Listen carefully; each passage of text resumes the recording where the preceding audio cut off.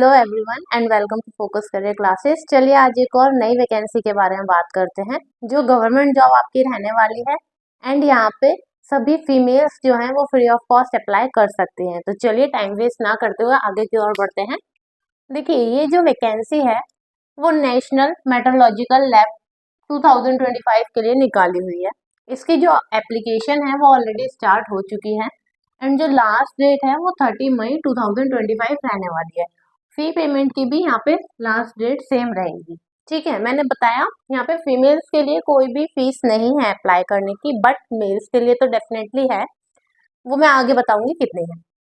अभी जो एग्जाम है एक्सपेक्टेड है कि वो जुलाई में हो सकता है। इस प्रोफाइल के लिए मैं बता देती हूँ क्या आपका किस पोस्ट के लिए आप अप्लाई कर सकते हैं।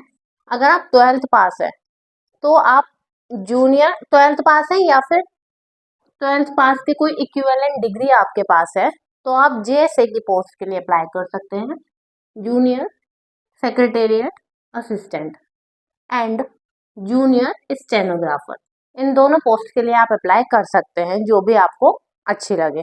मैं यही सजेस्ट करूंगी कि अगर आपने शॉर्ट हैंड सीखी हुई है स्टेनोग्राफर के लिए तभी अप्लाई कीजिएगा।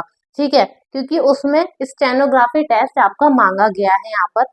अगर आपने शॉर्ट हैंड नहीं सीखी हुई है, आपको नहीं आती है, तो आप मत अप्लाई कीजिएगा क्योंकि आपको फिर वो शॉर्ट हैंड सीखनी पड़ेगी तो उसका कोई बेनिफिट नहीं होगा। मैं आपसे ये कहूंगी फिर आप जूनियर सेक्रेटरीट असिस्टेंट की पोस्ट के लिए अप्लाई कर दीजिएगा। इसकी भी सैलरी काफी अच्छी है।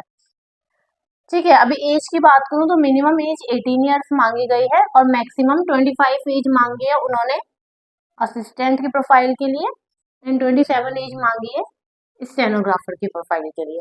आई होप यहाँ तक सब कुछ क्लियर हुआ होगा।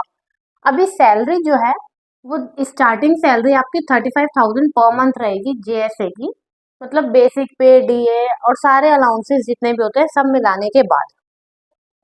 वहीं स्टेनो की 46,800 आपकी रहने वाली है।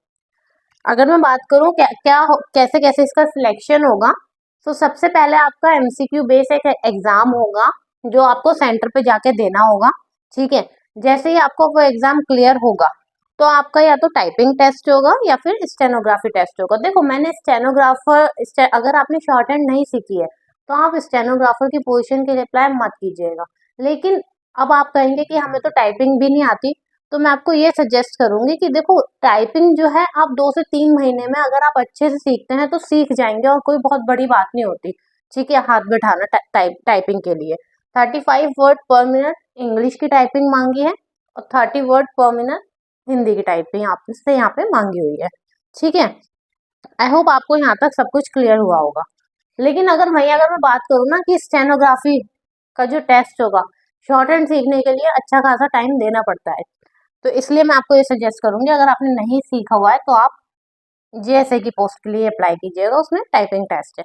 अब आपको इंग्लिश में टाइपिंग करनी है या फिर हिंदी में टाइपिंग करनी है ये आपके ऊपर डिपेंड करता है। जब आप अप्लाई करेंगे ना फॉर्म के लिए तो वहीं पे ऑप्शन आ जाएगा, तो आप तभी सिलेक्ट कर लीजिएगा कि आपको इंग्लिश में टाइपिंग करनी है या हिंदी में टाइपिंग करनी है। ठीक है, अब फीस पेमेंट की बात करते हैं। एज मैंने आपको क्लियर कर ही दी है। अगर आप जनरल ओबीसी या ईडब्ल्यूएस से बिलोंग करते हैं तो आपकी 500 रुपीज फीस यहाँ पे रहने वाली है फॉर्म को फिल करने के लिए। वहीं अगर आप एससी, एसटी, ओबीसी या फीमेल है, ऑल फीमेल या फिर सीएसआईआर के एम्प्लॉय हैं तो आपको यहाँ पे अप्लाई करने की कोई भी फीस नहीं रहने वाली। फ्री ऑफ कॉस्ट आप यहाँ पे अप्लाई कर सकते हैं। और हाँ, इसकी जो जॉब लोकेशन है वो झारखंड जमशेदपुर रहने वाली है, लेकिन अप्लाई आप कहीं से भी कर सकते हैं। ऑल ओवर इंडिया से कोई भी स्टूडेंट इस प्रोफाइल के लिए अप्लाई कर सकता है। सेकेंड थिंग कि जो इसका एग्जाम होगा वो झारखंड में ही होगा, तो प्लीज आप तभी अप्लाई कीजिएगा जब आप एग्जाम देने झारखंड आ पाए और फिर झारखंड में रहकर इस जॉब को कर पाए। तो आई होप आपको सारी चीजें क्लियर हुई होंगी।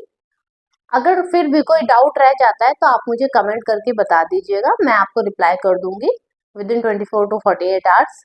And thank you so much for watching my video. अपने फ्रेंड्स के साथ शेयर कीजिए ताकि उनकी भी थोड़ी हेल्प हो सके। Have a nice day.